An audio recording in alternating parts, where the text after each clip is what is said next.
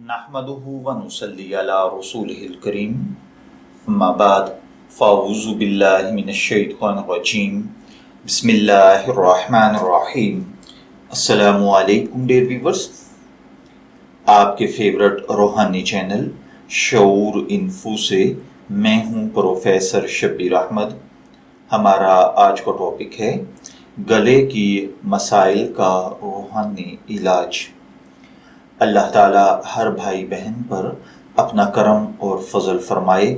अगर खुदा न खास्ता आपका गला ख़राब रहता है, सीने में तंगी होती है, आप अस्थमा यानी दमे के मरीज़ हैं, थोड़ा सा तेज़ चलने से सांस फूल जाता है, बहुत देर तक बहाल नहीं होता, गले की ख़राबी की वजह से बुखार में मुब्तला रहते हैं, या आपको दमा है, बिलखुसूस आप मुकर्रर हैं, आपको तकारीर करनी पड़ती हैं और उसके बाद गला बैठ जाता है, या आप लेक्चरार हैं, आपको लेक्चर्स देना पड़ते हैं, गला ख़राब हो जाता है, या मौसमी असरात की वजह से खुदा न खास्ता आपका गला ख़राब है, तो आप ये रूहानी अमल करें।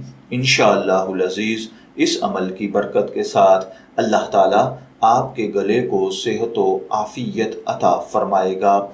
इसके लिए आपको जो रूहानी अमल करना है वो ये है, आप रोज़ाना बादज़ नमाज इशा 100 मरतबा सूरह रहमान की पहली 2 आयात यानी बिस्मिल्लाहिर्रहमानिर्रहीम अर्रहमानु अल्लमल कुरआन, ये 2 आयात आप अव्वल आखिर दुरूद पाक के साथ 100 मरतबा रोज़ाना पढ़ने की तरतीब बनाएं।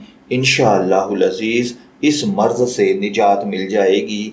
अगर आप किसी दूसरे के लिए ही अमल करना चाहते हैं तो फिर 100 मरतबा यही 2 आयात मुबारका पढ़कर पानी पर दम करके उस मरीज़ को पिलाएं। इंशाअल्लाहुल अज़ीज़ चंद दिन में ही मरीज़ का गला ठीक हो जाएगा। मैं दुआगो हूँ कि अल्लाह ताला हर भाई बहन पर अपना करम और फजल फरमाए। इजाज़त चाहेंगे, फिर मिलेंगे किसी नए रूहानी टॉपिक के साथ। तब तक के लिए अल्लाह हाफिज़।